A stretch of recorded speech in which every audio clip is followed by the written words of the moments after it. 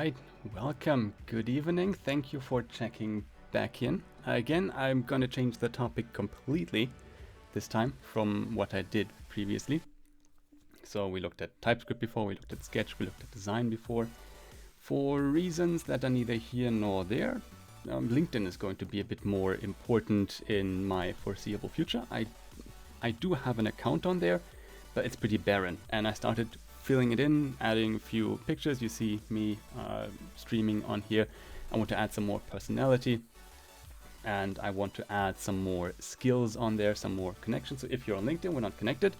I have the exact same username there as I have on the Twitch, as I have on the Twitter, so feel free to connect. What I want to do today is risky. It might completely backfire and be super embarrassing, because what they have on LinkedIn is their skills section, where we can say about ourselves what skills we are good at, and where others can confirm if they've worked with us, or even if they haven't, that we possess those skills. And LinkedIn also has skill assessment quizzes, which is, I think, a random collection of up to or about 15 multiple choice questions. And if we answer those and end up in the top 30% of the respondents, we get a little badge on our profile that says, yeah, that person clearly has that skill because they took a quiz.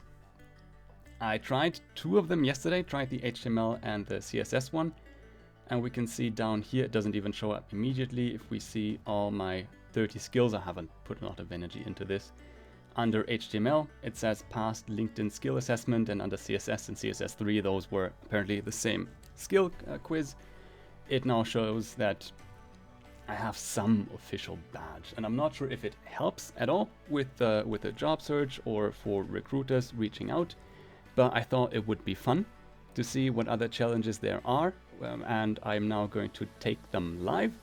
I am going to potentially struggle through them and mess them up completely, and we will then talk about the questions and the answers and see how I did. We get to them by, in the skills section, clicking on this Take Skill Quiz, and it gives us a whole bunch of options that we can choose from. We can also go to Show More Assessments and see. I think they try to match it with what is on our profile already. I get a quiz for JavaScript, for Git, for React, for Node, for jQuery, but they also have quizzes for Excel. They have quizzes for PowerPoint, for Word, for Outlook. So you could be LinkedIn certified, a LinkedIn certified Outlook user. Might look into that. So it's not a super extensive list. So if we click on here a few times, we will reach the end. So it doesn't cover absolutely everything, but it covers a few of the big ones. It won't cover every last framework. It has React.js, for example, doesn't have Svelte, doesn't have Vue.js as far as I saw, but has a few that I think I could do. The questions are timed. I think I want to start with front-end development. So with the HTML and the CSS one, I did ones that I felt most comfortable with. And front-end development, I think I have a pretty decent chance of getting right. And it tells us here we have 15 multiple choice questions. We have 1.5 minutes per question. So we have a timer running down in the corner there. It warns us that we have to complete it in one session. So we can't redo this indefinitely. We can retake it once if we don't manage to get the badge.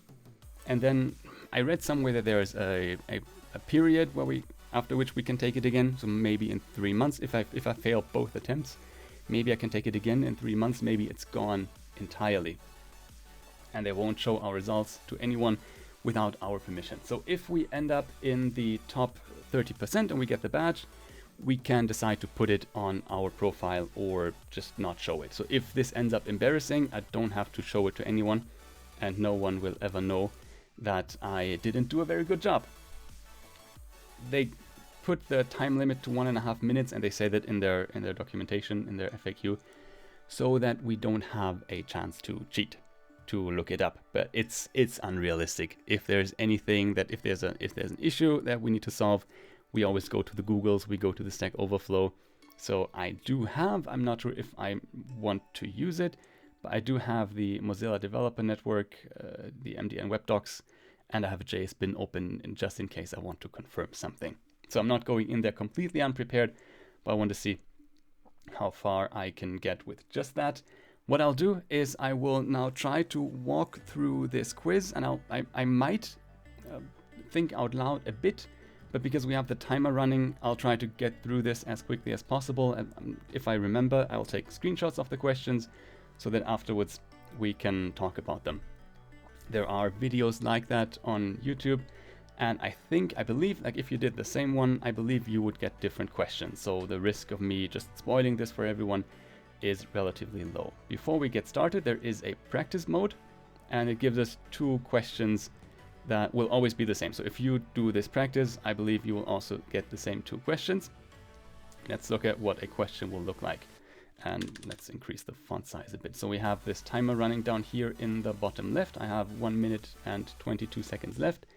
What is the definition of the phrase time to interactive?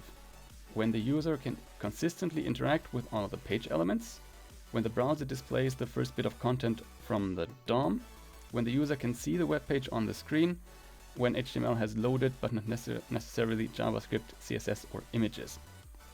Interactive sounds to me like we can interact with it, so that leads me to the first option here. Browser displays the first bit, that would be time to first byte. No, that wouldn't be time to first byte, that would be time to first whatever render. When the user can see the web page on the screen, that's not, I think that's time to fully loaded. But because this is called time to interactive, I'm gonna go with that one. I can check answer. It's not gonna give me the check mark when we do the proper one, when we do the real one. That is only on there in this test mode, in this practice mode. After that, I will have to just hope that I was right. They don't tell me if my answer is correct or not. And I believe I also won't see a summary at the end. So for the HTML and for the CSS, I couldn't, from what I could tell, I couldn't find which of the questions I had right and which I did not get right. And luckily, I see here though that the timer stops if I respond. So we might even do that right after I answer the questions. We might not have to skip that. That is good to know. So I'll go to the next question. Which choice is not part of the CSS box model? So the front-end development assessment mixes HTML, CSS, and JavaScript. So we are on to CSS now. Box model includes, does it not include margin, not include border, not include padding, or not include paragraph? Well, that one, even without knowing what the CSS box model is, it's like how big, how large is a box? Like how do we add the elements together? How do we add the parameters, the attributes together to calculate the size and the height, the width and the height?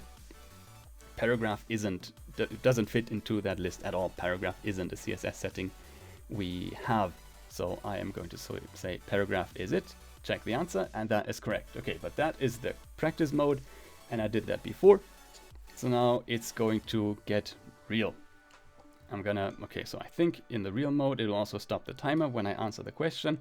So let's explore if I did that right. I'm nervous because this could, and as I said, be super embarrassing.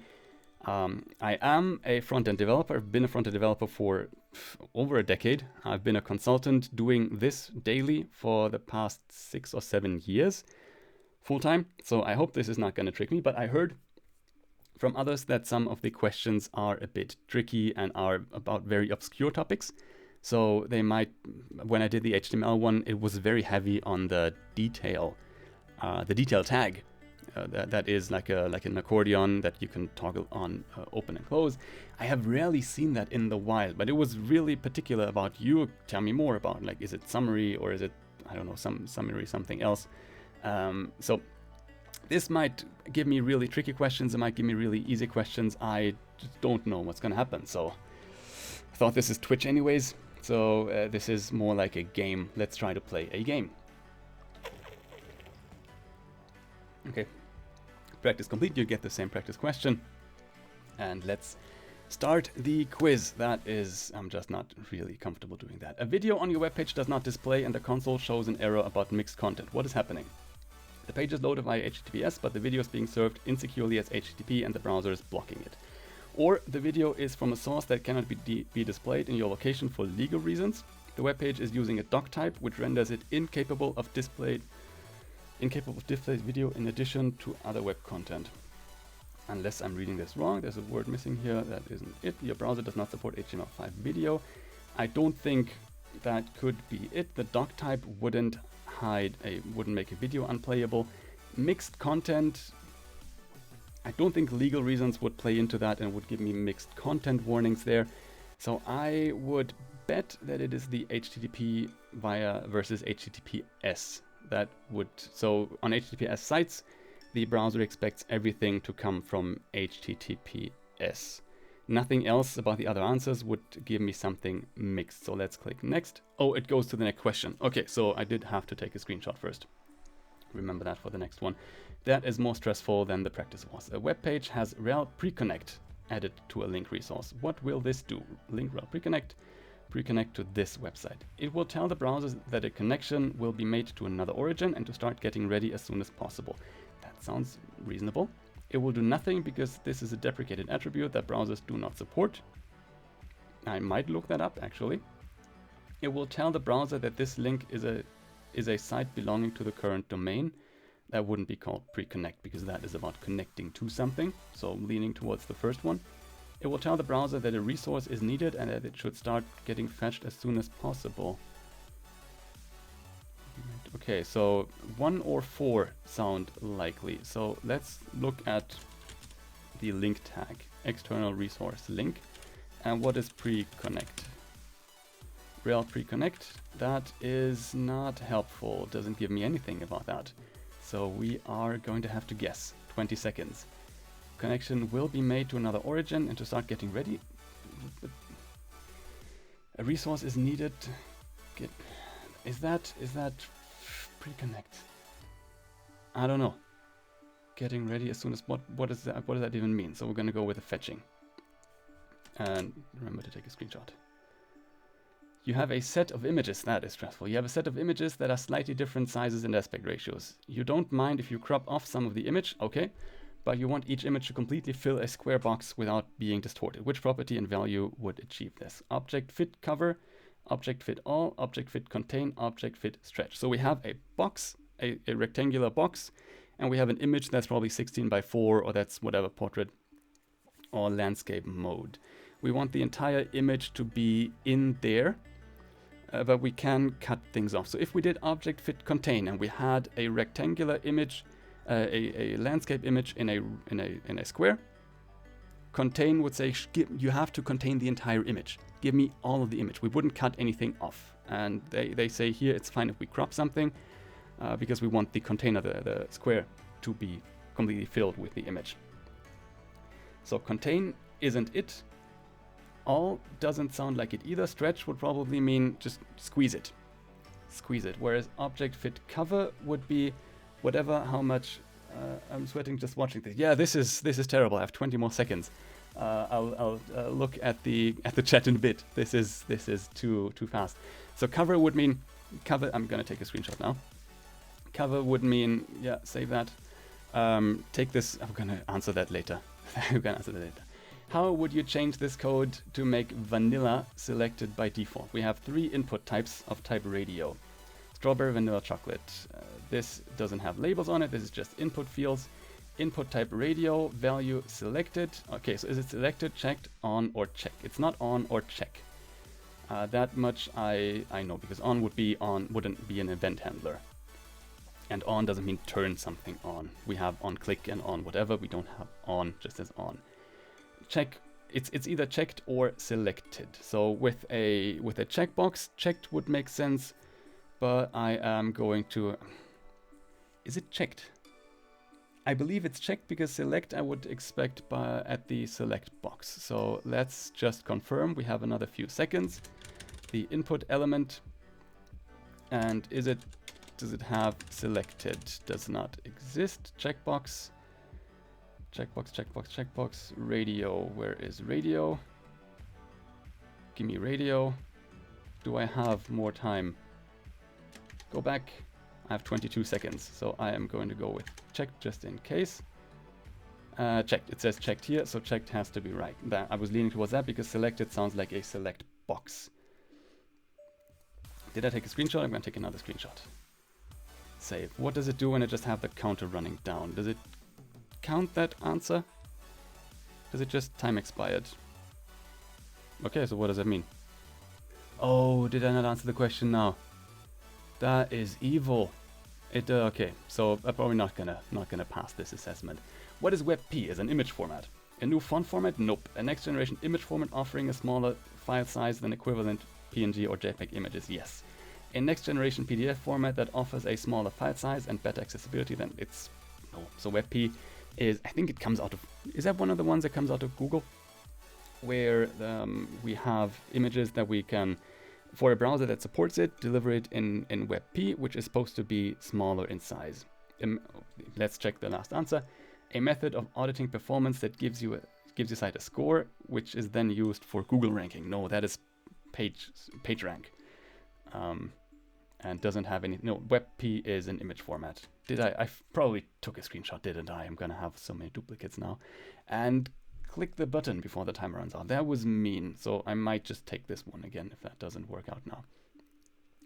Which line would you add to this code to add Cosmos to the list of currencies using Java? Okay, we're on JavaScript now. var currencies. We have var, which is an array of Bitcoin and Ethereum. Okay, why? Why? Missing line. There's a line going here. Console log currencies. How do we add something to an array in JavaScript is the question. Currencies.add, currencies.push, currencies 2 in parentheses equals Cosmos, array append Cosmos currencies. So currencies 2 equals Cosmos isn't it, because that with the parentheses would be a function call. And currencies is an array, it is not a function. If we used square brackets here, it might work, because I think that extends it automatically. For arrays, we can push to arrays, so that has to be the answer here. I do not know if I'm taking screenshots when I'm opening these questions. Array append would surprise me. Why? And that would the parameters would be the wrong way around if that is what it did, because a function like that would usually, if it existed, this doesn't, I'm pretty sure this doesn't exist, would list the array that we want to append to first, and then the element we want to append to it. Click the button before the timer runs out, take a screenshot immediately. I'm probably going to take the same screenshot again in a second.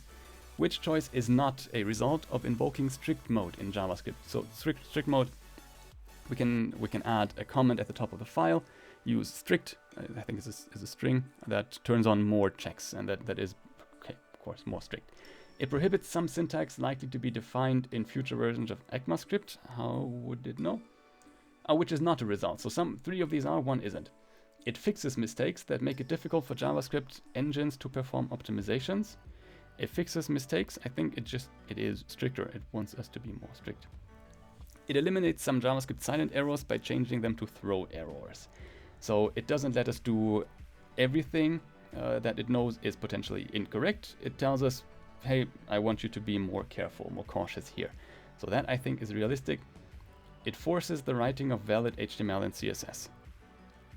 No, JavaScript doesn't care. Like the browser even doesn't care if HTML and CSS is valid.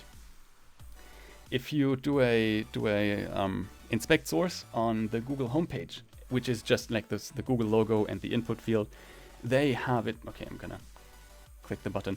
And they don't even have valid markup there because they want to save every byte that they can. We might get back to that, and I have to click the button.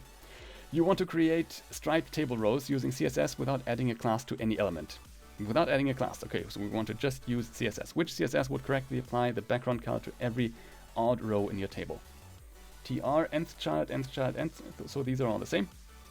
And we have a selector that can give us, for every value of n, give us a value. So the thing that they set, the background color, that's the same for all of them. It's all tr:(nth child. So it's just about which one of these do we want. And if n can be any number, so if this doesn't have any n, this would only color the third child, this would only color the second child. That isn't it. And we want to have what? To every odd row in the table. So if n is 0, this would be 2 times 0 plus 1. 1 is odd. If n is 1, that would be 2 times 1 plus 1. That is 3. 3 is an odd number. If we did 2n, we would have 0, 2, 4, 6, 8. So this would, first one would give us the odd values. I probably took a screenshot already, didn't I? This is too stressful. I'm trying to explain at the same time. We have This is question 8, so we're just at the halfway point. Which line of code, if applied to all flex items in a flex container, would cause each flex item to take up an equal share of the total width of the container? For example, if there are 4 items, they would get 25% of each. So we have a container and there's 4 things in it. What do we have to tell Flexbox to make them all grow? So for grid we have FR, we have fractions. For grid we have fractions. For Flexbox we don't have that. Initial is nothing. I'm leaning towards one of these. So the first one will be the flex grow value. The second one will be the flex shrink value. The third one will be the flex basis. So what is going from back to front? Auto here means your width by default is however much you need. 0 would be you don't shrink below what it is that you need. And 1 is if there is more space available, you take a piece of that, or every child takes an equal piece of that. It grows to that. It would make more sense if we had 2 siblings and said one of you has a flex grow of 1, one of you has a flex grow of 2. So if there's more space available, 1 takes twice as much as 2 takes twice as much as 1 does. So I'm pretty sure this means you can grow, like you all grow equally, you don't shrink, and you start with a I have to click the button. You are designing a site and creating a navigation bar linking to the main sections. Which HTML element should you use? Okay, we can take it a bit slower. Should you use to indicate that this is the main navigation? So which of these blocks, which of these HTML tags is for a main navigation or just a navigation? Main isn't it, because main would be the main body of the page that we're looking at. If we had a div with an ID of main, and main is a more convenient tag that they gave us in HTML5 now, that is more semantic than an empty div. A div by itself doesn't mean anything. A nav is a navigation. UL is just an unordered list, and it wouldn't just using it as an unordered list.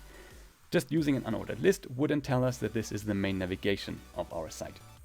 So that isn't it.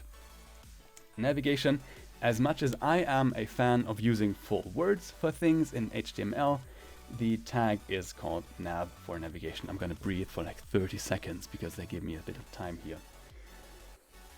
How are we feeling so far? I'm annoyed that I missed that one point because I didn't hit the button. I thought it would auto continue to the next question. If I don't make it to the top 30% now because of that, I will be annoyed. Okay, another breath. On to the next question. 5 more, then we're done with this assessment. You discover that CSS is being loaded on a website using the following code. Why might a web developer have done this? Link rel preload CSS as style. Onload this onload now. Okay, so this is a different ballpark now. This is if there is JavaScript, do that. If there is no JavaScript, just load it regularly. So if we have JavaScript available, then we want to. We have preloaded this, so we have started loading it in the background, and if there is JavaScript that can fire, we'll use it as a proper style sheet. What's the answers? This will stop the CSS being loaded for old browsers that don't support the techniques in use. No, maybe. The CSS is being loaded asynchronously in order to prevent render blocking. Not really. It will stop the CSS being loaded on slow data connections. This doesn't have anything about data. This doesn't make a check for that. This is part of a style sheet switching script to load different themes for the site. Depends on what you say, style sheet switching. Because if there is no JavaScript available, then you would use that. Do you want a different style for that? I don't think it's the one with the different themes, because this doesn't have anything about themes. This won't stop the CSS being loaded on slow data connections. I'm thinking the asynchronous because this will appear in the head. No, time expired. Damn it. The image below has float left applied. The text wraps the float on the right and bottom. How would you force the second paragraph to start underneath the float, leaving a gap after the preceding paragraph? What did I just read? How would you force the second paragraph to start underneath the float? Okay, so how do we clear the float so this ends up here? We wouldn't clear. Well, maybe in this scenario we'd still use clear floats. I forgot to take screenshots. Of course, I forgot to take screenshots along the way. This is terrible. Apply clear left. So this has float left, so the image has float left applied, and we want this apply float left. No, this already doesn't. This doesn't. Maybe that works. Apply clear left to the floated item, but that is the floated item. Apply clear right to the floated item. So I think I need to see more of the markup, but I think so. We want to clear a float. When we clear left, everything that was there was float left ends, and we are back to the left as if the float never happened. I'm pretty sure it's clear left. Breathe for a second. Next. Variables declare with the let keyword. What's that kind of question? Now that is a baby question. That, like, in comparison to the one with the preloading the CSS and then changing it based on like no script and everything. So JavaScript, the var keyword only had function scope. Functions, variables declared inside of anywhere, even if they're inside of a block, were only scoped to the function that they were defined in. If we didn't define a var at all, it was on the global scope. Inline scope I have never heard of, but I know that both let and const now have block scope. So if we define a variable with let inside of an if block or inside of a, well, function wouldn't count for the map. Inside of the if else is the most apparent one, obvious one that I can think of. It would only exist in there. It wouldn't be hoisted up. It wouldn't exist outside and go to the next function. So it would be block scoped. I don't want to see my results in this because I missed at least 2 questions. And on to the next. We have 2 more. This isn't fun for me. Which array method should you apply to run a function for every item within an array, returning an array of all items for which the function is true? Filter. Okay, so we have an array of elements and we want to see there is a condition. So we have an array of numbers 4, 8, 15, 16, 22, no wait, 23, 42. Which of these is greater than 40? They would all iterate over this array. Need to look at that. Okay, we have a minute. We can take some time here. For each, it would run over the array and we could do something. It would iterate over the array and we could do something for each element, but it wouldn't return anything. For each just does. It's like a for loop. It's a different way to write a for loop. Map would also run over the array and we could return something from there and it would use that in place of the element that was put in.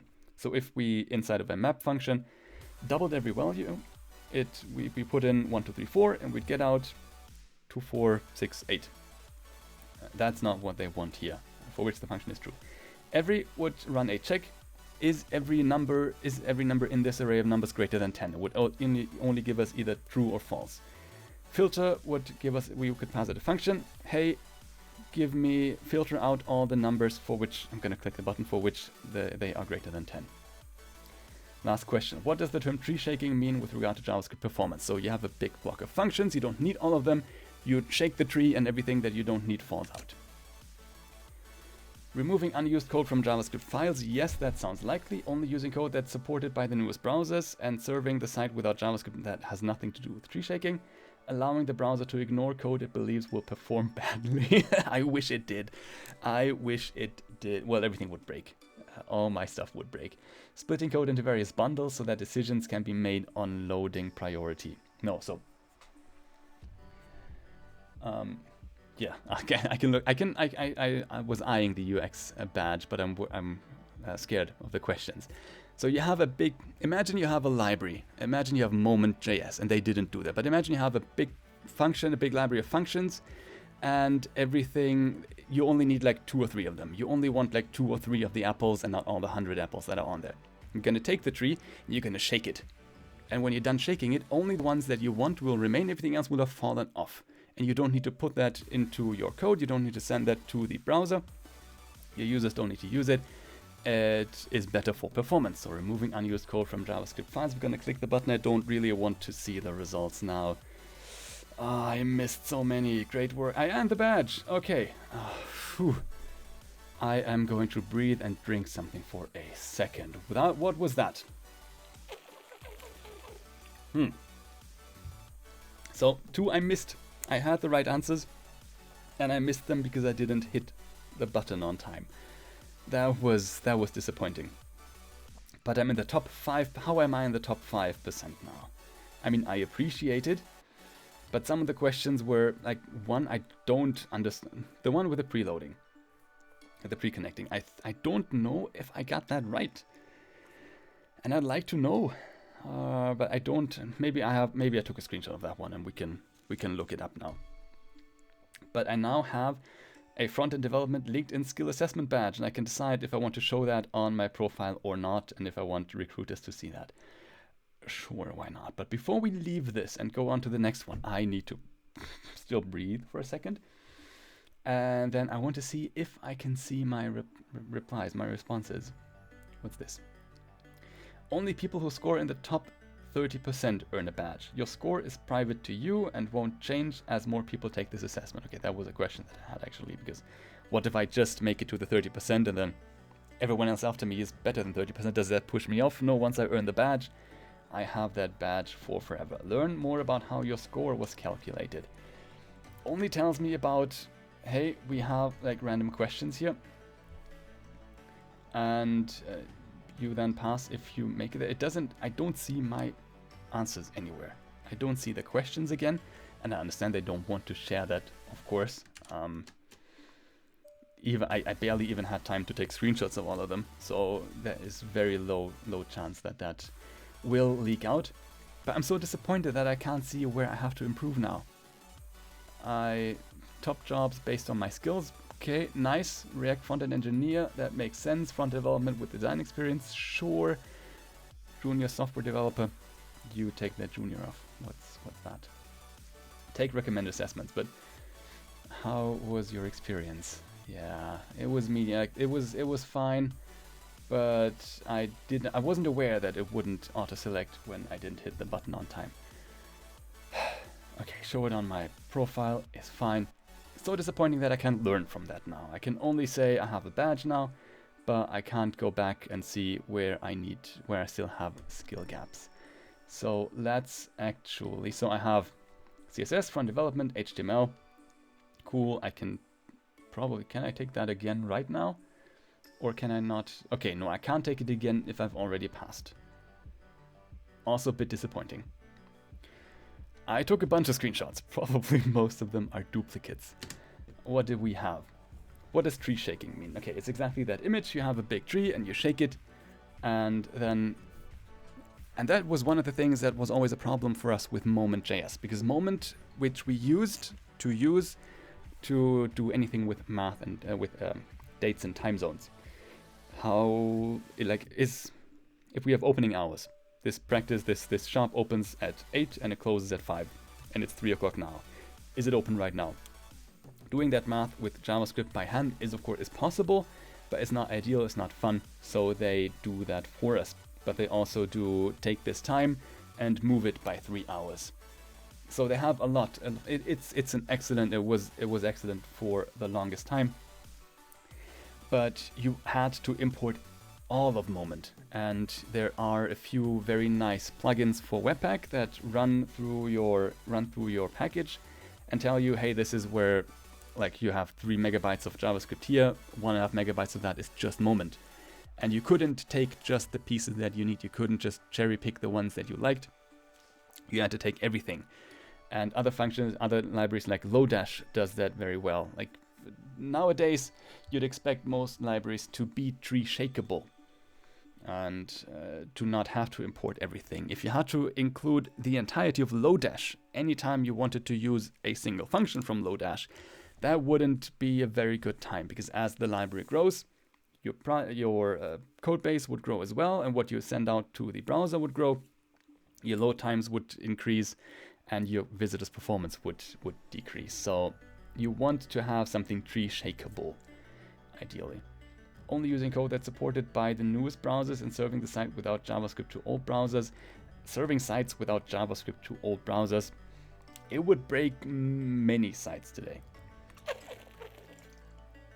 With so many things being React and Vue, and I think Svelte would be fine, probably. But the browser couldn't just decide to not use JavaScript, because it is one of the core tenets of what makes websites work. It would break everything if that suddenly was turned on. Allowing the browser to ignore code it believes will perform badly. Well, how would it believe? How would it know before running it? And there's so much, like, I honestly have written a lot of code that will perform badly at first until we can find there's a bottleneck there and there's something we can improve. If it just ignored code, let's say you have a big list of products and it does the search in the browser. It doesn't do that server side, but it does that right where you are in the browser. And if you have 1,000 products, 1,000 pairs of shoes, and you want to search only for the Nike shoes, you type in Nike and nothing happens because the code that would make that happen would perform badly. That would not be good at all. They couldn't possibly do that. Splitting code into various bundles so that decisions can be made on loading priority. So there is code splitting. And if we have something like a different routes in a React application or in a single page application, we have an admin interface and we have a product interface and we have a blog interface, and we might not want to load the exact same JavaScript for all of them. We can say, when I go to the admin interface, give me only the code that is relevant for the admin interface. I'm not going to search for products. You can leave all the product search code out of here. But that is not tree shaking. That is code splitting. And there are plugins for, I think, Webpack also that do that. That I think we did while we went through it. So for each doesn't return anything unless we put it in another array. Map returns something, but it's mapped to another kind of value or another value entirely. We have every. So if we have numbers 4, 8, 15, 16, 23, 42, we could check, is every number even? And if every number is even, we'd receive true. If at least one number is odd, so 15, 23, it would return false.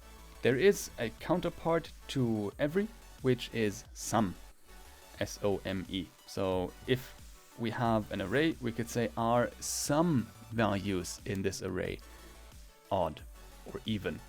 And as long as one value is, or as long as one value matches the predicament that we have, the requirement that we have, it would return true. If we checked for the numbers 1, 2, 3, 4, are some numbers greater than 10? None are, so we'd receive false. But filter is, we pass everything through a function, and everything that then, every case where this function returns true. Let's actually try that in a code, not a code pen, in a JS bin. So we have the JavaScript code. I don't need to tell you, I can show you. And filter, we receive a function. We can put an arrow function in here. So number, and we return number is greater than 0. And let's put that inside of an A, and console, I could do that in the web dev console as well. And not that, not the output, the console, and run it. And this returns now every number that is greater than 0. And because 1, 2, 3, and 4 are all greater than 0, it gives me all of them. What if I tell it to give me only numbers that are greater than 2? Let's run it again. I only get 3 and 4 because only 3 and 4 are greater than 2. And I could do all kinds of math in here, but I get a shorter array back is the thing. So I take an array of 4 values and I filter it, and I get only the values for which this function here returns true. Cool. Let is block scoped. Everything else is function scoped, unless it doesn't have a var on it at all. Then it would be global scoped. Inline scope, I am not familiar with. That sounds made up. That is the same question. Float, I believe that is right. So we don't usually use floats as much anymore, but we also don't see that kind of layout as much anymore. You maybe get that in a blog, but then you wouldn't want that. You wouldn't want the sentence here, the 5 letters which I have the honor to present. You wouldn't want that to appear down here and then this space being empty. That would look very weird, because what if this paragraph then grows and you'd have a lot of empty space here, all this negative space? That wouldn't be very pleasant. Clear float left. So this would also float left, but I think it wouldn't go down. Let's not try that. We're not going to use floats now anyways. That we did. So for all values that n can be, starting from 0 all the way to however many values we have, this would give us the odd ones. We can try that. I don't think we want to try that now. I want to go to the next quiz soon. What is not a result of invoking strict mode? Because I believe that, and this is, by the way, super fun, that macOS can do that now. I took a screenshot and it lets me select the text because it can read the text now. That's super fun. So I don't believe strict mode has any problem with valid HTML and CSS. And let's confirm by going to Google. You've heard of the Google. Google.com. And I think that what we see here, no, we have to go to view source. Nope, that isn't it. I believe at least it was the, at one point they didn't even close tags on here. I think the browser now shows us because it completes it for us. But I don't, how do I do like the proper full view source? Can I do that in Safari? View source, no, that isn't it. Can I not open that in a new tab now? Anyways, so they wanted to save some space. They didn't even close the tags here because every byte, because that page gets called so much that any byte they could save was a lot of bandwidth for them.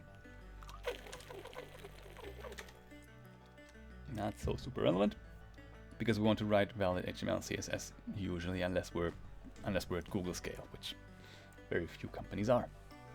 Google being one of them. So that would mean that strict mode prohibits some syntax likely to be defined in future versions. Okay, maybe they have some keywords that are parked, that are reserved for later use. It fixes mistakes that make it difficult for JavaScript engines to perform optimizations. I don't know how it fixes them, so with that one I'm actually not sure. Like this one, just it requiring valid HTML CSS throws me off. That stands out from the others too much.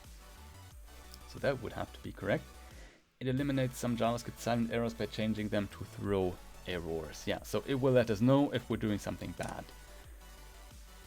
What is that? That is over here now. Why are you doing that now?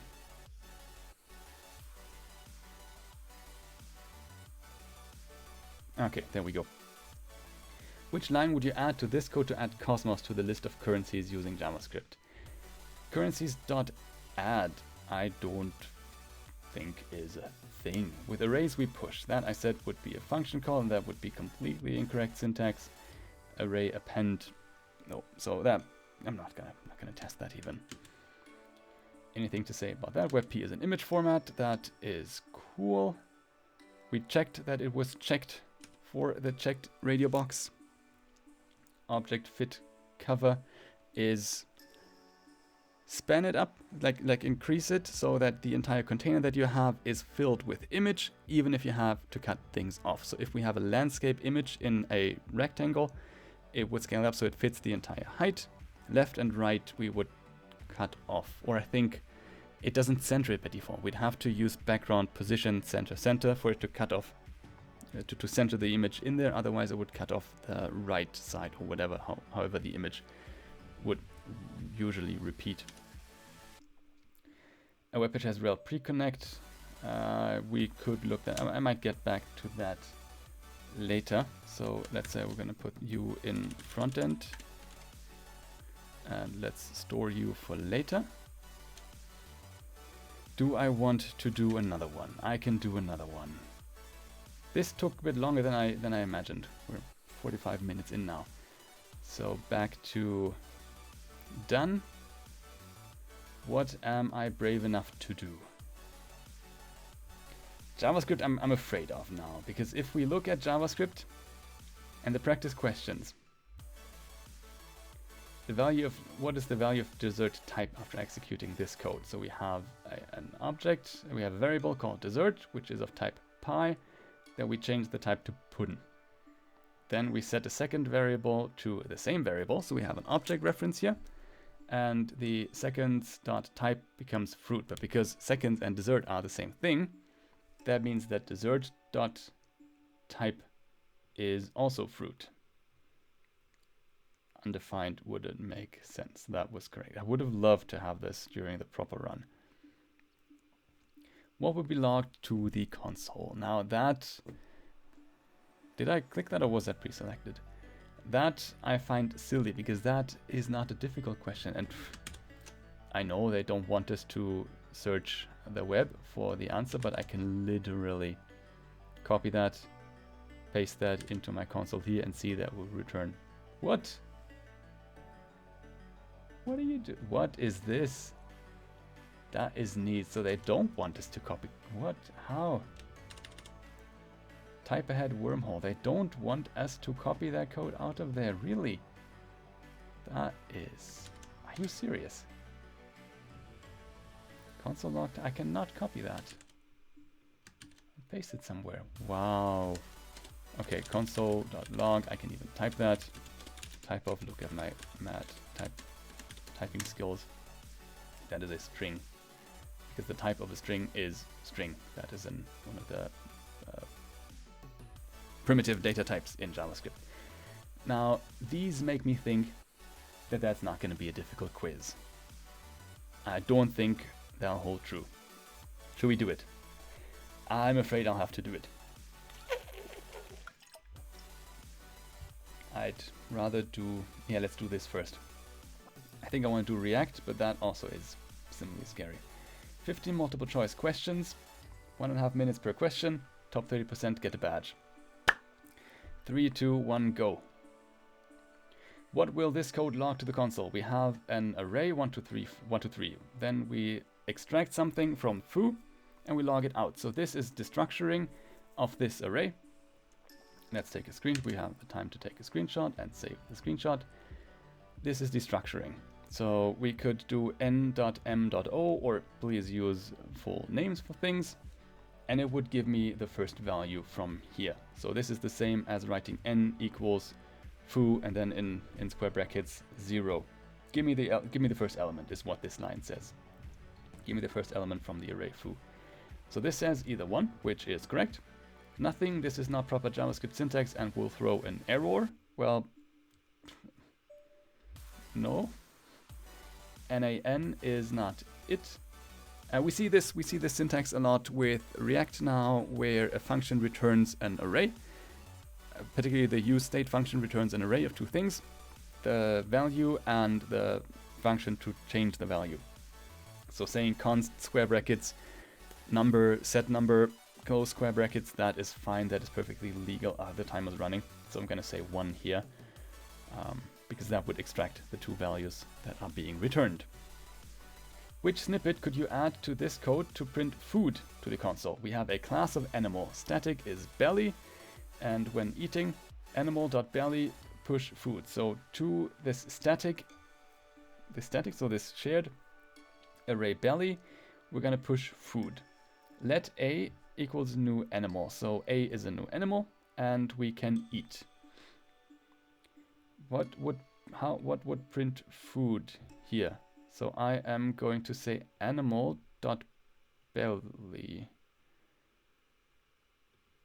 A.belly. So static is shared with on the class. So it's not. It doesn't exist on A. It doesn't exist on the as a timer. It doesn't exist just on the variable. It exists on the class because it's static. And if we can push animal.belly, and can push to animal.belly, I believe that this would be it. Could we also go to the prototype of it? I am not sure. This is what I was afraid of. Yeah, go big or go home. Exactly. That's what I was thinking. What does this code print to the console? I got this last one wrong, I'm pretty sure.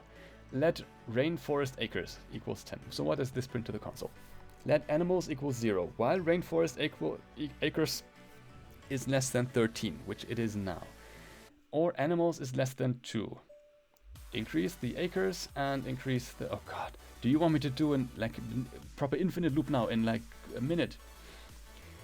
Is this condition true in the beginning? Rainforest acres is less than 13. Fine. Yeah, it doesn't have to look at the other one because that one's true already. True or something else is always true. Rainforest acres plus 1. So we have 11 acres. And we have 2 animals. Do we still have less than 13 acres? 11 is still less than. Or animals, if this is true, that's fine. So this will have to go at least to 13. As long as this is less than 13, that will... How many animals? So how often do we do this loop? What? So we start at 10. Then we do it once. 11, 12, 13. No, 11, 12. 11 and 12. Because if it is 13... 10, 11, 12. 6. Has to be 6. Screenshot. Button. I'm gonna look at that in a bit. Which line could you add to this code to print Jaguar to the console? Let animals, Jaguar, eagle, missing line, animals.pop. So pop takes something from the front or from the back. It takes one element out and returns that. And it is removed already. Shift would mean take it from the front. I think pop is take it from the back and shift is take it from the front. Or is shift... What's shift and unshift?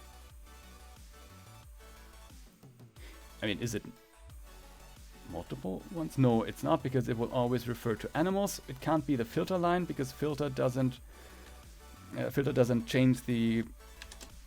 Filter does not change the array in place. It would return a new array. So third option is out.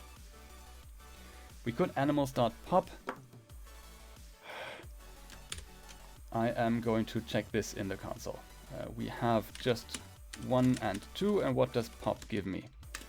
1 and 2 gives me 2. So pop means give me the thing from the back. So if I pop something first, I pop eagle out, and then I pop Jaguar out. Right? Reversing would also work.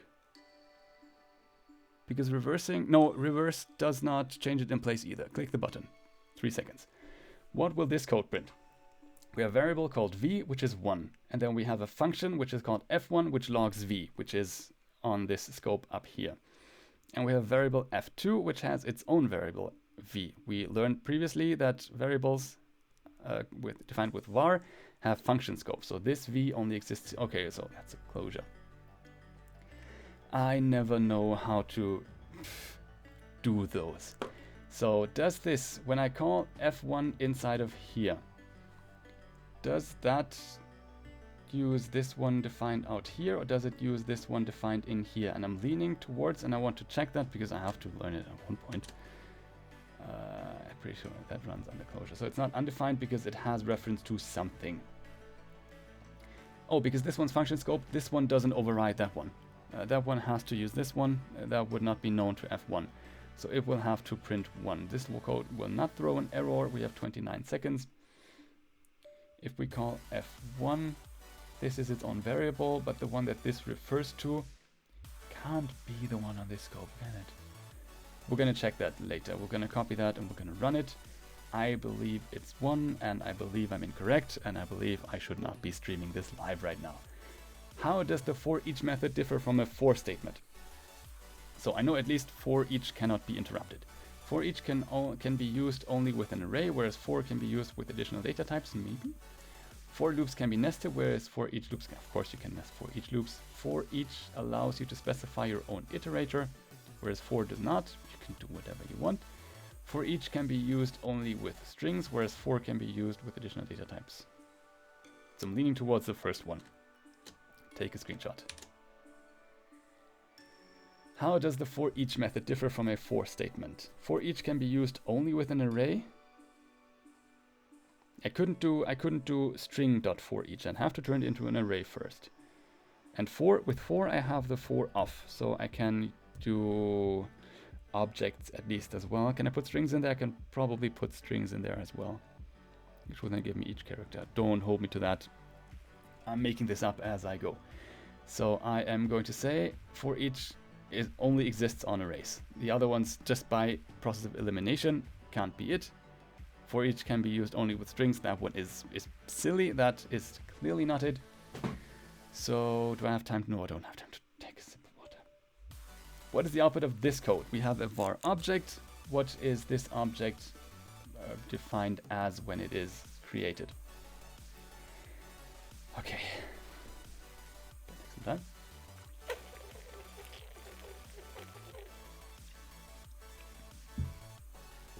We create a variable with var, but we don't initialize it to anything. We don't have var obj equals 5 or equals an object.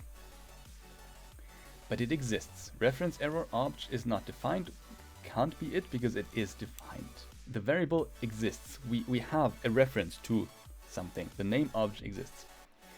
Calling it object does not magically make it an object. We'd have to initialize it at that because var obj equals 5 could be what we had intended. Calling it object doesn't mean it's automatically the curly brackets object. Null isn't set by default. So we can have a variable that doesn't have a value yet. And I like doing that with Redux, where as long as we don't have the response back from the server, we don't have a value set to whatever is loaded or products. It can exist but not be defined, not have any value. Null is a value that's explicitly nothing. Undefined is we haven't set it to anything, it isn't defined yet. Click the button. What's wrong with this code? What's wrong with you? Const foo is a function that has a function defined inside of it. Console log hello world is an object that has properties here and with a trailing comma.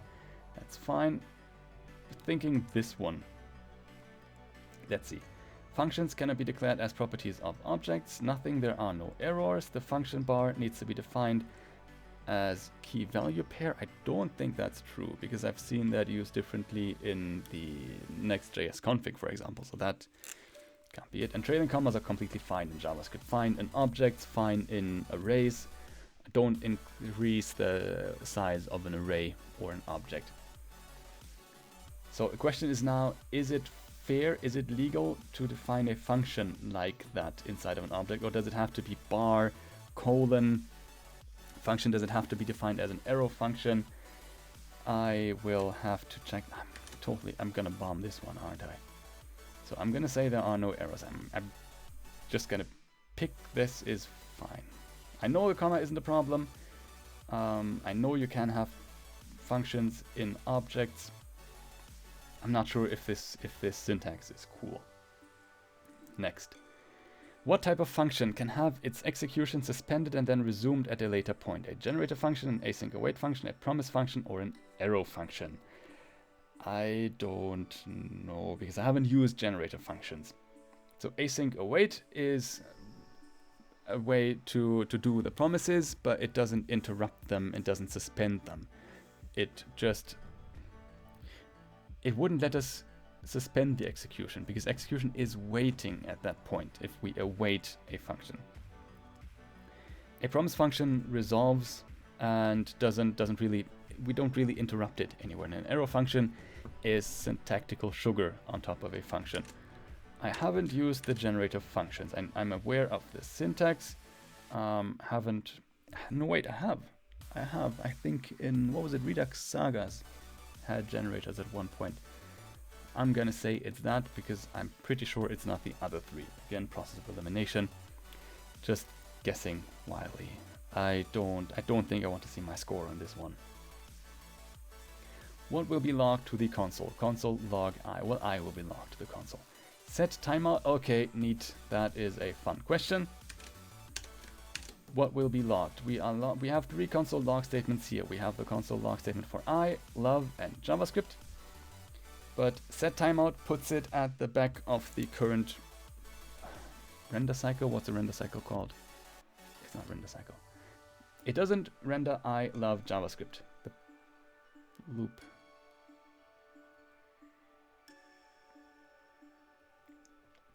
It would print this one first, then it would put this one at the back of the queue and get back to it later, then it would do JavaScript. So this one, even though the timeout is 0, that is enough to put it at the back of the queue, and we use that as a nasty trick when things didn't work in Angular, when we just couldn't make it work right. We had to just make sure this function happened after everything else.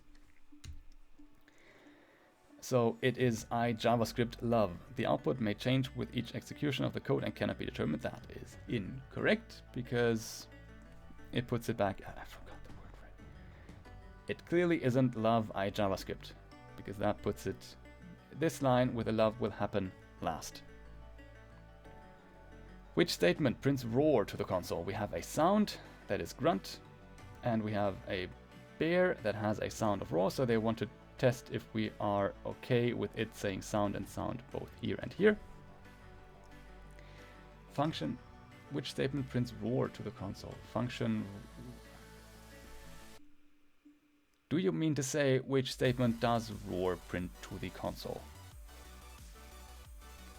No, wait, no you don't. Okay. Bear bind roar. So if we want roar to be printed, how do we make this dot sound be this sound here? I don't know. So bear roar. Bear roar, but we can't use roar as an identifier here because even if we did, no, this is not a function call, this is a function itself. And this function isn't a property on here. Roar bind bear.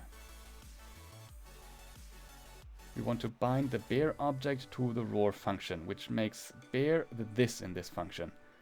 We are used to bind this in JavaScript in React. So I'm pretty sure it's roar bind bear to make sure that this bear object is what's going to be used as this on here. If you want to hire me for JavaScript, I promise I'll do a better job than what I'm doing right now. Which code would you use to access the Irish flag? We have an object, we have a string. We have a string that is an object that points to an array of countries, but it's not a string yet. It's not an object yet, still a string. So we are going to JSON parse the flags JSON. So we have flag database, so we need to do something with a flag database because otherwise this is just flag JSON, says JSON, it's just a string. I'm not sure if I took that screenshot. So flag database will be a proper object then. The object has the element countries, has the property countries. So flag database countries. We want to get the flag of Ireland, and the flag and Ireland, Irish is Ireland, and that is the 0th element. Flag database dot countries. So give me this array here as in its proper array form.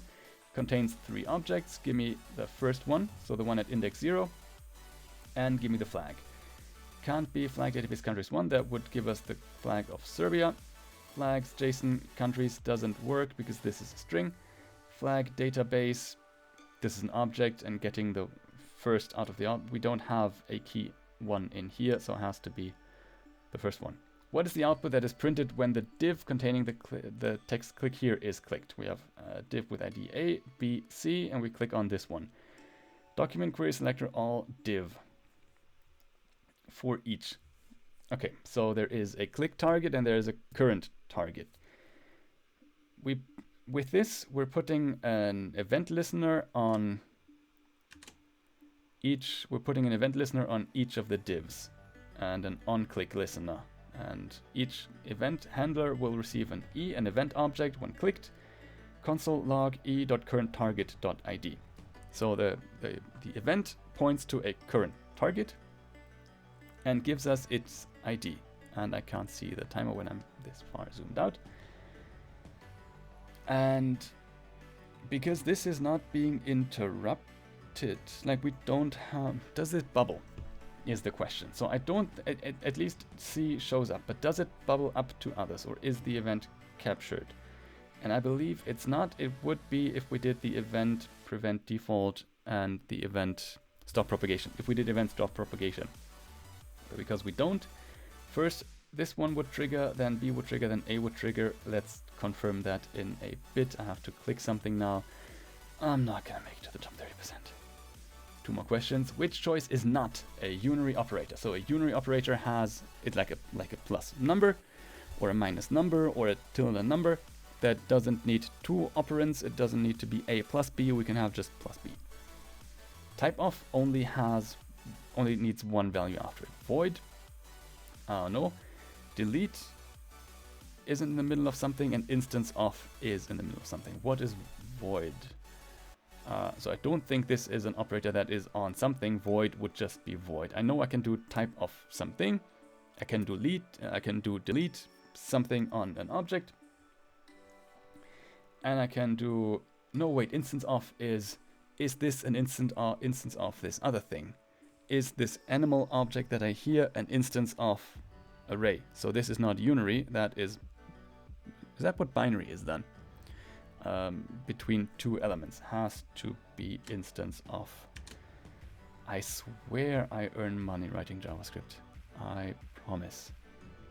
What is the output of this code? Let rainforests. Okay, we have 4 rainforests. Rainforests splice 0 and 2. Oh god, there's splice and there's slice, and I can never tell the two apart. Splice is give me those. Slice is take it out. Which way around was it? So it's not all 4 of them. If we and does it work on the array itself? So if we do 1, 2, 3, 4, and then we do const a equals, and then we do a dot splice 0 and 2. It returns 1 and 2, so it gives me the elements from index 1, gives me 2 elements. But did it change the original array? It did, and it only left the last ones in there. So splice changes it in place and cuts everything starting from array 0, from index 0, so starting here, and total of 2 elements out of rainforest. So it cuts Amazon and Borneo out, only leaving us with these 2, Cerrado and Congo, because we don't log out what it splices, but we log out what remains of this array. More screenshots, probably again so many duplicates because they're stressful. View results, I'm gonna say fail. How? Okay, cool, but also how? Because I was struggling with a lot of these, and we're gonna explore what they meant. I'm glad that I took a lot of screenshots now. Again, made it past the top 30%, so I get the badge, but I don't know which of the questions were correct, and we're gonna confirm a few now. Yeah, it just, I mean, the questions were fine. They're not gonna do anything with it anyways. Put it on the profile, and done. Now let's explore what some of them were. Whew, that is stressful. So that we saw, I don't think we need to go over that again. Splice takes it on. What does slice do though? Let's look at slice instead. What if we had done const a equals, again, the array 1, 2, 3, 4, and we, okay, still the same session. Let's do b. What if we did b dot slice instead of splice? Give me 0 and 2. Also returns the first 2 elements. And then b is unchanged. Okay. So, okay. They both do very similar things. They both they both return elements from this index and this many. But slice leaves them in the original array and splice modifies the original array. Cool. Which is not a unary operator. And I wasn't familiar with void, so let's check it out. What does MDN have to say about void? The void operator evaluates the given expression and then returns undefined. Okay. Okay. Void function test. But here we see we have void expression, which means it only has one thing on it, which makes it a unary operator. And if we look at instance of, which is what I had almost picked, we see object instance of constructor. So not a unary, it operates on 2 things. if we have, and the example here is a car, we have a class that is a car, or a prototype that is a car, and we have an instance of that, we can check, is this an instance of a car? Right? So two things wouldn't make sense to just check this car without telling it. Like, using instance of Unary would just be car, and that's not a question. What is, okay, that I want to check. Is macOS nicer to me, and does it let me copy that out of here? Because I believe, because we do not stop propagation of the event, it would propagate it everywhere. It would keep propagating it.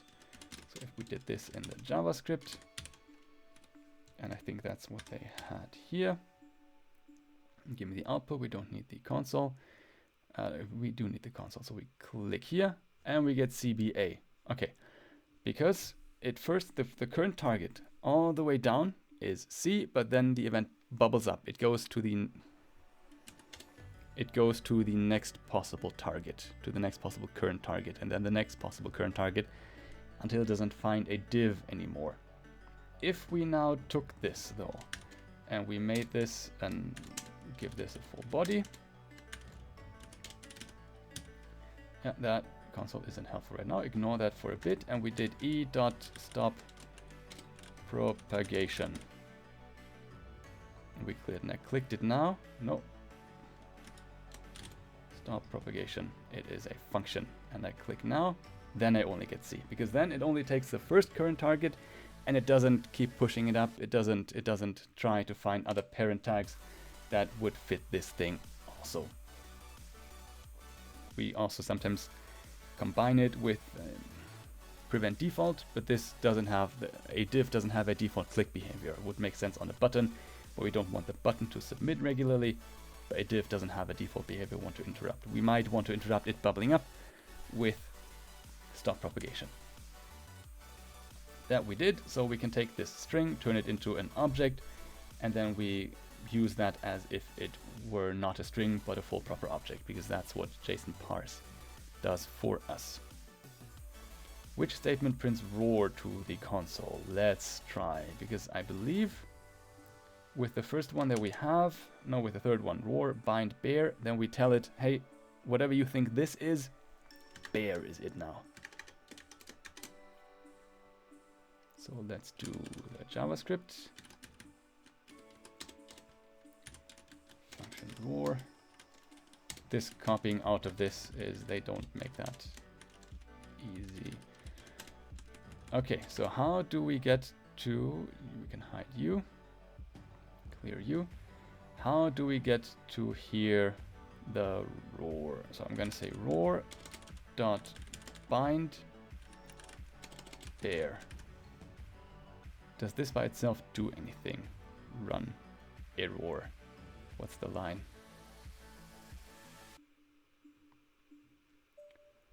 Roar bind bear. Was that not it? Was that not it?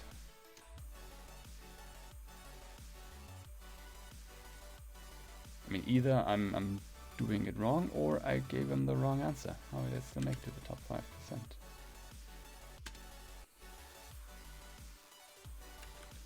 Roar. What's the for question?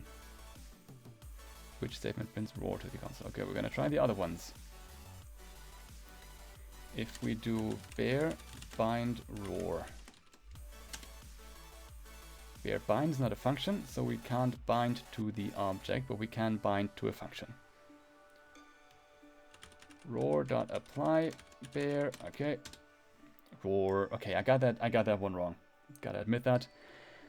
So that by itself would bind it to that function. What if we then called roar? No, that isn't it. Okay. So apply takes whatever we pass to it, and it applies it to this function right now, and it calls the function passing whatever we define here as the this of the function. That's what apply does. Good.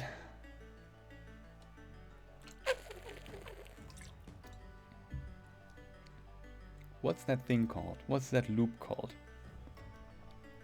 Let's try to do that. Let's put it in the console, clear U. Yeah, we don't need to do that in JSBin, we can just do it right here. Yeah, you don't need to do those. So I'm pretty sure this, even though the timeout is just 0 milliseconds, it would still put it last. JavaScript love score. Okay, that one I got right at least. It doesn't matter if we could do this with a bigger timeout. Let's say 1000. JavaScript wait a second, because that's milliseconds that we pass here. Love. If we give it a timeout of 0, it happens right after. So it prints the it prints the JavaScript, and then right after it prints the love. And what else? We can look at generator functions just to see if it says suspend on it somewhere. I have not had the use for generator functions yet, believe it or not. Generator.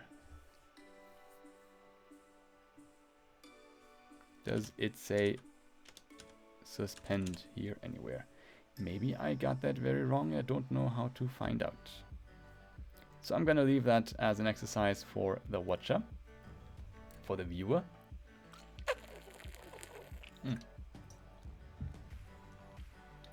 This one, what's wrong with this code? I don't know. I think nothing's wrong with this code.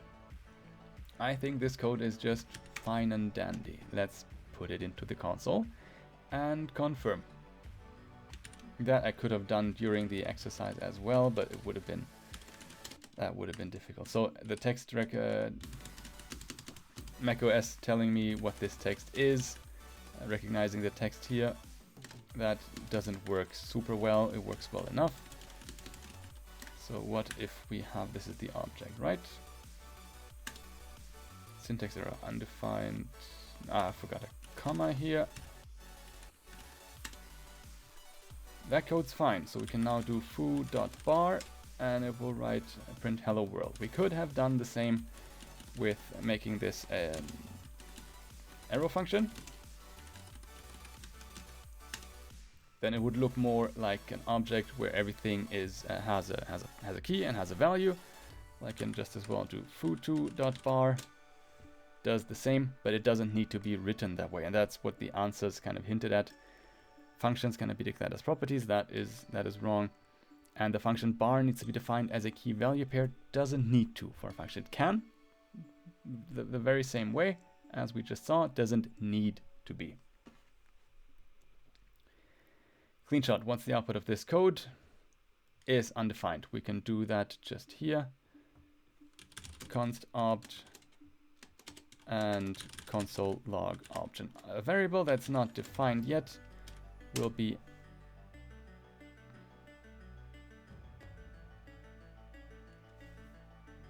var opt. Okay, for const we can't, because a const will be unchangeable. This was a var, very intentionally so. And this is what it logs. I usually use null when I know the value doesn't have a value. When I know the variable doesn't have a value, as long as I don't know, like I'm waiting for a response from a backend to tell me what are the business hours, or how many reviews does this product have. Unless I know it doesn't have any, it's undefined. When I know it doesn't have, when I know because the backend told me, then I can make things null, like intentionally set it to this is my definition of nothing now. But until I have that, everything will remain undefined. Use that a lot in Redux usually. For each we did when we looked at it. Oh, the closure one. Yeah, that we need to find out. Let's see. Clear U. We have a, what was it? We had a v that is, no, not a value of, that is 1. We have a function that is called f1 that logs the v to the console, and we have a function var f2 that sets its own v. and that then calls v1.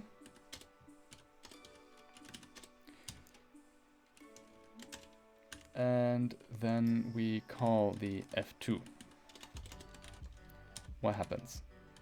So I want to say that it doesn't care about the v and the function scope here, but might be wrong. It prints 1.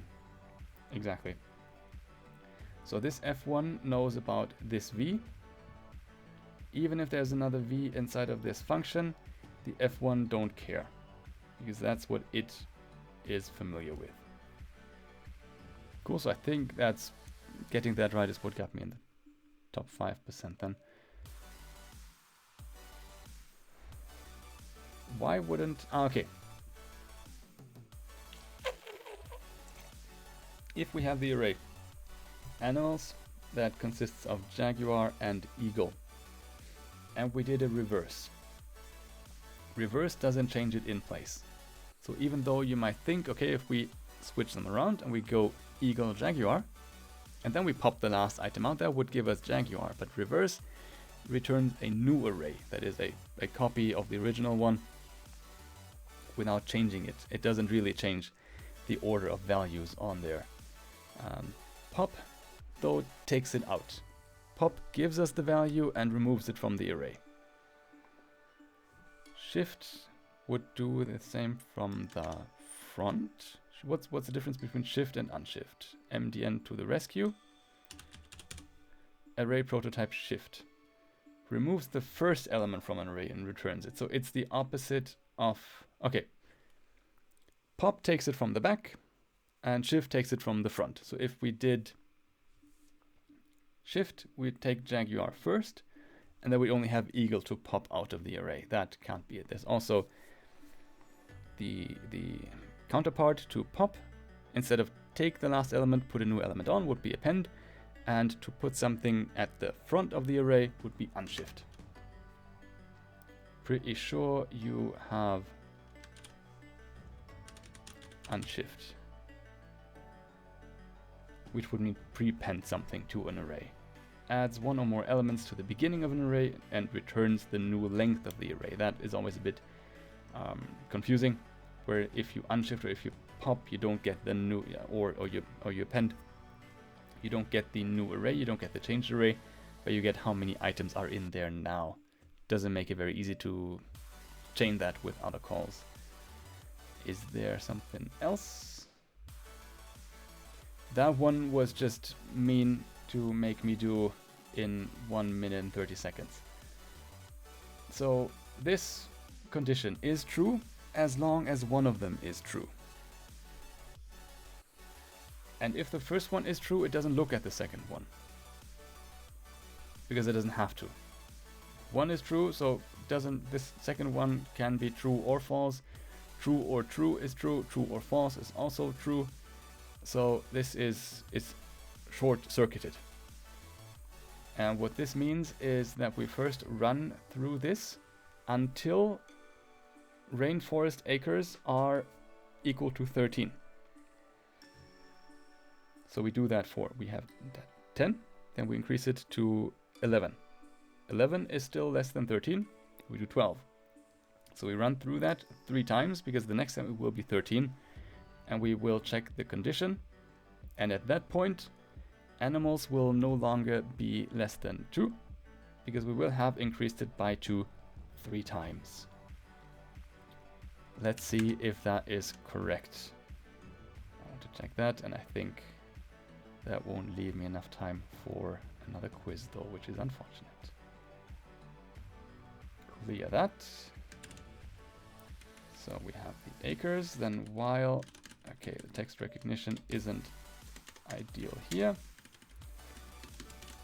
While this condition, increase that, and console.log animals, syntax right, no, a semicolon here, not a colon, and you're gonna log 6. Okay, exactly. So it would cut it early if it had to evaluate all of them, but because it doesn't, it short circuits. If this one's true, I don't care about the other one, so we could do a really expensive calculation on this side, and it would only ever happen if this one isn't already true. And the opposite, of course, is the case for the and. So for the opposite, where if the first one is false, no, wait. If the first one's false, it doesn't care about the other one. Right, so if the first one's false, it doesn't have to look at the second one, because that wouldn't make a difference. False and true would still remain false. So it doesn't do work that it doesn't need to do. It's pretty clever at that. That is neat. And yeah, this is destructuring, and it's perfectly fine to put that to destructure the first element out of here. Vastly different difficulties on these questions here. Like, some I just didn't have enough time for, and some I find less, well, at least in the React code that I write, less necessary. Do we want to try another one? I'm gonna try, yeah, I'm gonna try one more, for which I don't have any hope whatsoever, because I haven't done jQuery in the longest time. I assume topics: Ajax, animation, events, install and deploy, selecting and traversing. I'm not super familiar with jQuery. I haven't needed it in over a decade at least at this point, I think. And I'm not sure how much it has changed since then. Let's practice and see what kind of questions we would get and if we would like to do that. Which CSS selectors can you not use in jQuery? You cannot use pseudo classes such as not or last of type. You cannot use multiple class selectors such as class 1, class 2. You cannot use ID and class together such as element class. None all CSS selectors are compatible in jQuery. So second and third are ridiculous. Of course is possible, and be very surprised if those weren't available. So I'm going to say you can use all of them in jQuery. Yeah. You want to create a custom right-click. You don't want to create a custom right-click menu. How might you start the code? On canvas, on clicked on right, do something, on context menu, on contextual, or on right-click. I don't know what the event for the right-click menu is. I'm pretty sure it isn't set to click right. Because what if someone has the buttons reversed on their computer? Which can theoretically be a thing. So to keep this more accessible, I'd say either context menu or contextual. And I'm gonna say menu because that just feels more right. I want to show the menu that shows up here. Okay, lucky guess, entirely lucky guess, I admit. If I fail this quiz, I don't have to put it on my profile. And I'm not gonna feel bad because I don't use jQuery. I merely want to see if I can. I'm not gonna do the whole spiel here. This is just for fun and to put this to a nice finish. If I get 0% here, I won't mind at all. Given this markup, of course, I have 1 minute and 30 seconds. Given this markup, which choice will select only the 2 text fields in the first row? Alright, okay. It feels like Bootstrap. Feels, yeah, goes well with jQuery. We have a class row and another. Wait, is it another row? Don't give me that markup for 1 minute and 30 seconds. Only the 2 text fields in the first row. This is a row. This is a text field, has a class of form control, an ID of first name. Okay. ID of last name, so maybe these. We don't want, and it doesn't even have a second row. Needs validation doesn't show up on here anywhere. Oh, needs validation. So this is needs validation, but this is the full form. We only want something inside of that div. 30 seconds. Find row, find form control. So that may be not form control parents because needs validation is the full form. Form children form control would give us all. So I'm gonna say I have 19 seconds. It takes the entire form. It finds the row and find will probably give me the first one only. And that would fit with a question because there's no other thing called row in here. So that would be what they want me to say here. HTML5 data attributes allow you to create valid custom attributes to store arbitrary data within DOM elements. What word was that? jQuery has an API to interface with custom data, such as the series of quotes below. How can mark the second quote as your favorite? How can you mark the second quote as your favorite? So there's data attributes, and I believe it would be accessible in jQuery with data. Blockquote.second. I don't think second is a helper function that they have. So this syntax doesn't make any sense because that would mix JavaScript and CSS. I don't think it's adder. So I think I drew the nth child. We saw that in the CSS quiz earlier.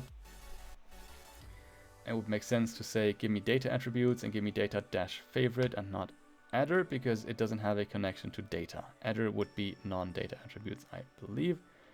So this has to be it. jQuery can create event handlers that execute exactly once. How is this done? Button click function.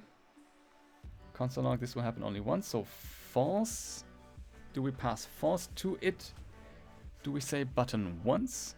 Is that how we do an event handler? I don't believe it's on and off. Button 1, isn't it? So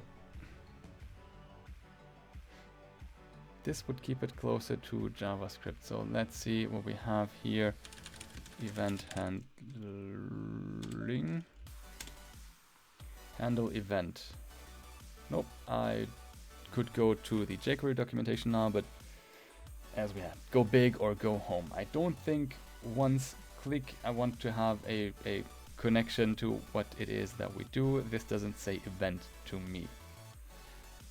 It'd be weird if that was a convenience method. So I'm gonna say false, because the second parameter might have an effect.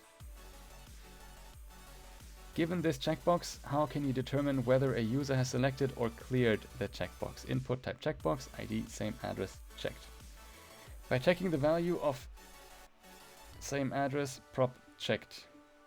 Checking the value of same address val. Checking same address checked, or the adder checked. How can you determine whether user has checked or cleared the checkbox?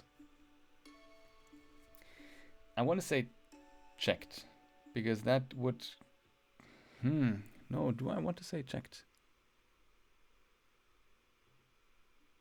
I think adder checked, because I would expect checked, because it has no... jQuery wouldn't have a concept of this being an input field. If I just did give me the element with the ID same address, it would know that checked existed on there. And I don't think it puts a checked attribute on just everything. Val, it's not a value on here, and I don't think they put it to val. They abbreviated to val. So I'm gonna say, because we had adders, the adder function used in the one with the data attributes, it's probably adder, and checked would give me that adder attribute. Given this HTML list and subsequent 2 lines of jQuery, what's the difference in the behavior of .closest and .parents? So closest gives me the closest parents, and parents goes all the way up, I believe. So what do we have? We have an unordered list with items and an ID of main menu. We have one list item with another nested list, fix your syntax, your nesting, with another list item in here. Give me, okay, then we have another list item in that sub list. We close the unordered nested list and list dot leave closest items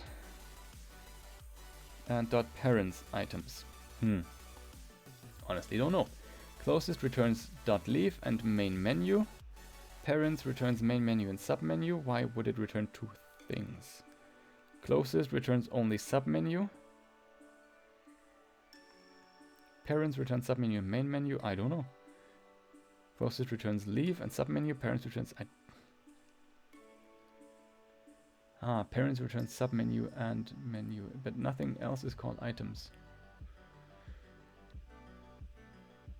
Only one thing is called items, and that is this UL here.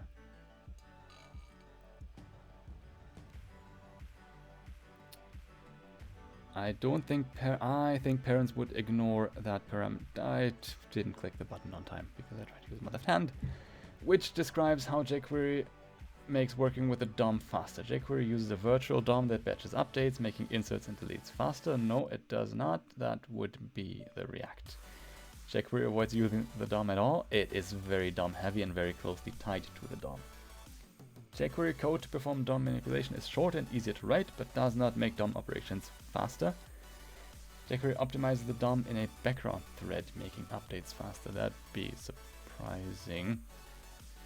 I mean, it makes working with the DOM faster. It doesn't make the operations faster because it gives them an easier way to access them and traverse them, but doesn't do anything about performance.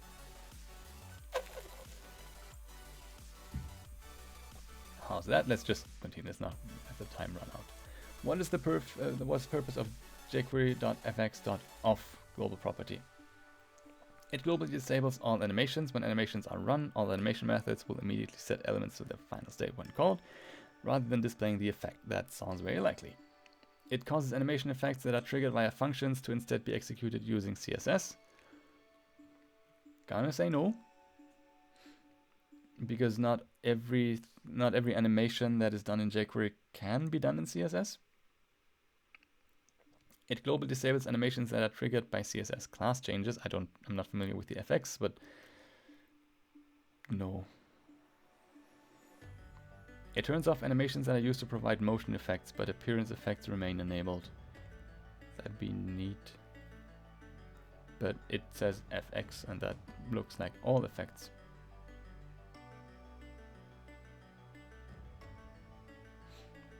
I don't know.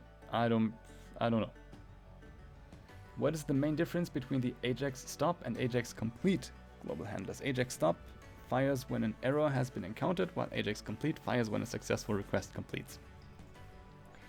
Ajax complete fires when all open requests have completed, while Ajax stops fires when... okay, and I'm realizing this is just words to me now.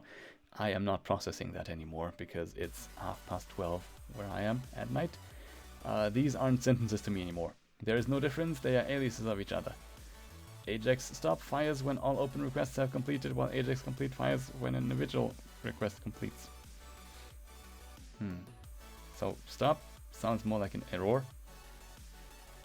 I'd expect a naming like complete and complete all if it was all of them. Complete fires when all open requests have completed, while Ajax stop fires when individual request completes. It's a handler.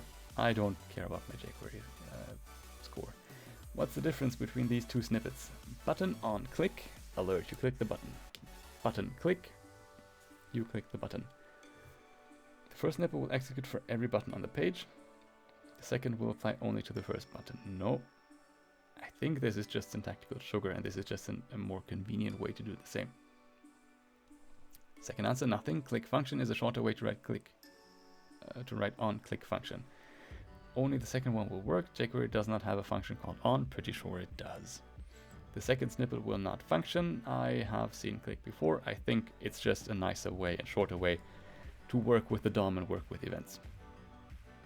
What's the difference between $p find .find a and $p children a? I'd assume children is only one layer down and find gives me one. Find gives me the first one. We saw that in another question. P find a finds all paragraphs inside links. That's the wrong way around. We don't need to read the rest of that. Find always searches the entire DOM tree regardless of the original selection. That doesn't happen. Then why would we do the $p first? Find traverses only one level, whereas children selects anything inside the original element. Oh. Then maybe my previous answer was wrong. Children traverses only one level down, whereas find selects anything inside the original element. So what matches with the answer that I had earlier? Find traverses only one level down, whereas children selects anything inside the original element. I think that's it, because parents, I would assume, also goes up the entire tree. So gonna guess that. How can you ensure that some code executes only when a class active appears on an element? So dot then doesn't seem, oh. So I'm pretty sure it has class. With would surprise me because it's uncommon naming. Adder class active would set the attribute class to active. Dot then looks too much like a promise. They wouldn't overshadow that. So it has to be has class. If you have the class, then we can do something. Consider the following markup used to lay out 3 balls on the page, all hidden. How can you select the green ball, make it fade in over the course of 3 seconds, and log a console message when the animation has finished? Yeah, that's the kind of stuff that we do use jQuery for. Unnecessary animations. So let's read those. Ball green, fade in 3. So fade in would make it fade in 3 milliseconds, I would assume, though. So fade in, that first one can't be it. Ball green, fade in, and I assume after you're done, call this function. Animation is done, so that looks very likely. Fade in, that doesn't fit with the other 3 examples, and 3s, I believe we use milliseconds here, and not a string that says 3s. I think the function is called fade in and not fade, because we could only do 2 things, fade in or fade out, so why would we pass a random string to a fade function and then have someone fade, I don't know, fade cross? Maybe, but no, the function, pretty sure it's called fade in. Though jQuery offers visual effects, it is considered a best practice to use CSS to set up different states triggered by classes where it makes sense. What's the easiest way to enable and disable a class bounce in an element with the ID dialog? Enable and disable a class bounce. So I think you want me to toggle a class now. So on dialog, class toggle, that reads wrong because remove class makes more sense. Dialog, so if you have dialog.bounce, you couldn't add the class because this remove class and add class, first of all, probably exists as functions, but we wouldn't have any connection to the bounce class. Dialog add or remove class, there is a more conveniently named toggle class. Pretty sure I tried recreating that. I did recreate that in JavaScript a few times. These 2 script tags show different ways of using jQuery's ready function, ready method. What is true about both approaches? So script, we use this dollar and just a function in here, and jQuery document ready function. What is true about both approaches? The code inside them will be run exactly once per user session on the page, yes, but how do you define a session here? The code inside them is not aware of the DOM. No, the code would be aware of the DOM because this only triggers when the document is fully loaded. Not sure about this first one, but if they are otherwise identical, at least this doesn't apply to both of them. The code inside them can manipulate images on the page safely, knowing they are fully downloaded to the browser. Don't necessarily have to be downloaded. They are aware that they are in the DOM, but they don't have to be on the page yet. And lastly, the code inside them can manipulate the DOM safely, knowing the browser has loaded it fully. Okay, so that one with the session doesn't make sense. The browser has loaded the DOM safely. That has to be it. One more question. When incorporating a plugin into a project, so many plugins, what are the important steps for basic installation and usage? Your custom script must appear first in the document head, followed by jQuery, followed by the plugin. Nope. The jQuery script tag must appear in the document head, but the plugin in your custom script can appear anywhere else in any order. The jQuery script tag must come first, followed by the plugin, followed by your custom script, or preferably at or near the bottom of the page. The jQuery script tag and plugin script tag must appear in the document head, and your custom script can follow anywhere on the page.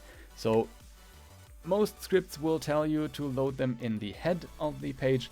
Doesn't need to be there because it will be well, unless we make it non-blocking, would be blocking there. It will wait for that code to download first. The order is relevant because we can't run a script that uses jQuery if jQuery doesn't exist yet. So jQuery must come first, then we can run the plugin. And so that the plugin code doesn't interfere with our code, we run our scripts last, I'd say. And if we do that at the bottom of the page, all the other static content, all the HTML and CSS can load and can be displayed already without the script, without jQuery being there. View results, I'm okay with whatever happens in this one. And I made it to the top 5%. I mean, it's a smaller group than in the other ones, but I can now put a jQuery LinkedIn skill assessment badge on my profile. I don't intend to ever use that, but I mean, this doesn't really say that I know how to use jQuery, because it has been a while. And I don't think I ever want to use it, but hey, if it helps open a few doors, then why not? At least with some of them, it felt obvious what the right answer was. We could, by process of elimination, say this one can't be it because it's written wrong. It doesn't read well, and for the fade in and fade out, in particular, no other values apart from in and out would make sense. So they probably have a function that's called fade in and fade out, not a function called fade, because we couldn't limit that to only use specific strings. Okay, so in just over 1.5 hours, I now gained 3 new skill badges for my profile that are worth absolutely nothing, most likely. Did front-end development, JavaScript and jQuery. I can, if I delete them, I could do it over. I'm gonna leave this now, because as long as I have them, I will not mess with that. Let's see what else is there. What else could we do? I'm not gonna do any more today, but I want to add Git and React.js definitely, because that's what I spend most of my day working in. I don't want to do front-end development again. Do you have anything like Scrum, Agile? We have Agile. I just want to see what the practice questions would be. I'm not going to do that now. What is the main benefit of a working agreement? It specifies core working hours. Nope. It defines the culture that the team aspires to achieve. Maybe. It clarifies the reporting relationships on the team. Wouldn't be in a working agreement. It compiles everyone's contact information. Nope. So how do we want to work together? What's our agreement on how we want to work? Working agreement. And a team needs to do research, design, or prototyping. What is this type of story called? R&D, functional decomposition, exploratory spike, or backlog refinement. So backlog refinement is a meeting. We look at the backlog. Research and development would be a whole other thing. It doesn't probably includes prototyping. Functional decomposition I am not familiar with in the context of Scrum, but a spike. If we want to sit down, we want to play around with something and see if it's doable. So I would say it's a spike. That is a spike. Okay, but I'm not going to do that now. I might do another, I don't know, if the mood strikes me to take more of these on stream, which is stressful. I might do that next time. Otherwise, I will have to go back to designing soon. That's something that's definitely open that I might look at on Thursday. I hope you learned something from this today. If you want to attempt those challenges, you might get the same questions. If you do, let me know, because I hope I didn't spoil this for everyone everywhere now. I think you get a subset of 15 questions out of all the questions that there could be. If not, then here is how you can get these 3 badges at least. Thank you for watching, and I will talk to you on the next stream. That happens on Thursday, or the one after that happens on Tuesday, always 10 p.m. Central European Time, 4 p.m. I think Eastern Time. If you have any feedback, I would love that on the Twitters, Dom Habazak over on there. Or you can find me on the same handle on LinkedIn. Send me a connection request to grow the networks. Otherwise, have a lovely evening. Thank you for watching, and talk to you soon. Bye bye.